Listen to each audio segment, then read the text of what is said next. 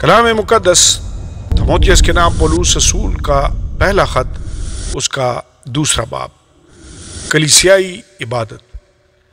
بس میں سب سے پہلے یہ نصیحت کرتا ہوں کہ مناجاتیں اور دعائیں اور التجائیں اور شکر گزاریاں سب آدمیوں کے لیے کی جائیں، بادشاہوں اور سب بڑے مرتبہ والوں کے واسطے، اس لیے کہ ہم کمال دینداری اور سنجیدگی سے امن و آرام کے ساتھ زندگی گزاریں۔ یہ ہمارے منجی خدا کے نزدیک عمدہ اور پسندیدہ ہے۔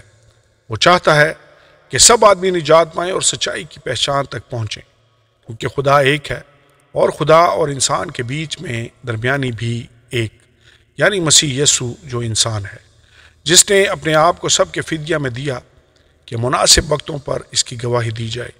میں سچ کہتا ہوں، جھوٹ نہیں بولتا، کہ میں اسی غرض سے منادی کرنے والا اور رسول اور غیر قوموں کو ایمان اور سچائی کی باتیں سکھانے والا مقرر ہوا۔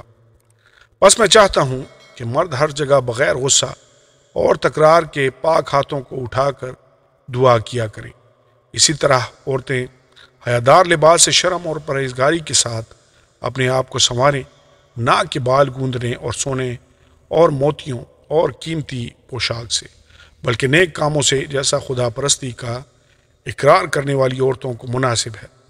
عورت کو چپ چاپ کمال تابعداری سے سیکھنا چاہیے، اور میں اجازت نہیں دیتا کہ عورت سکھائے یا مرد پر حکم چلائے، بلکہ چپ چاپ رہے، کیونکہ پہلے آدم بنایا گیا، اس کے بعد ہوا، اور آدم نے فریب نہیں کھایا، بلکہ عورت فریب کھا کر گناہ میں پڑ گئی، لیکن اولاد ہونے سے نجات پائے گی، بشرطے کہ وہ ایمان اور محبت اور پاکیزگی میں پرہیزگاری کے ساتھ قائم رہے۔